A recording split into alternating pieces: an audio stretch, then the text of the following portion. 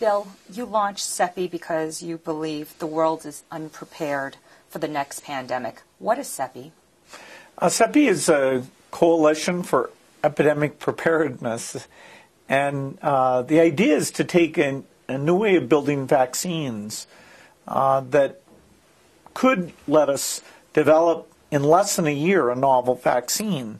They're called DNA RNA vaccines, and so we'll fund a few projects to build specific vaccines, but not only will we get that, we'll prove out that these platforms can work, we'll understand the regulatory issues, and it gives us a chance of being able to respond in time when the next epidemic hits. What are the new tools that we have at our fingertips to stop the next pandemic? Well, right now, we're in the same situation we were in before, where it takes years to build a new vaccine. But the scientific idea of these new platforms could radically change that, so that a lot of the steps are sitting there ready. The factory piece, understanding the regulatory piece, and you just have to plug in some information, do some quick safety profiles, and then you can get into manufacturing quite rapidly.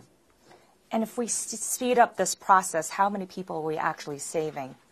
Well, we don't always know the risk of an epidemic, and some epidemics, like a flu epidemic, could be absolutely gigantic. So it's hard to put a number to it, but we went back and looked, for example, at Ebola and said that if we'd had a vaccine within 30 weeks, it would have helped quite a bit. If we'd had it within 6 weeks, it would have been dramatically different.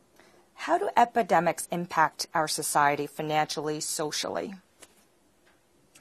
Well, the impact of a huge epidemic, like a flu epidemic, would be phenomenal because all the supply chains would break down. There'd be a lot of panic.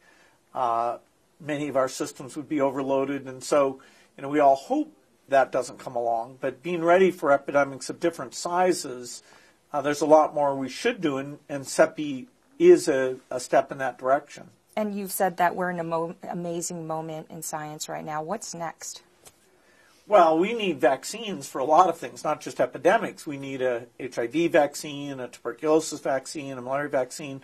All of those things are in the works, and over the next decade, I think most of those we'll get solutions for. And we've come a long way from the work that you and Melinda have done over the years on malaria.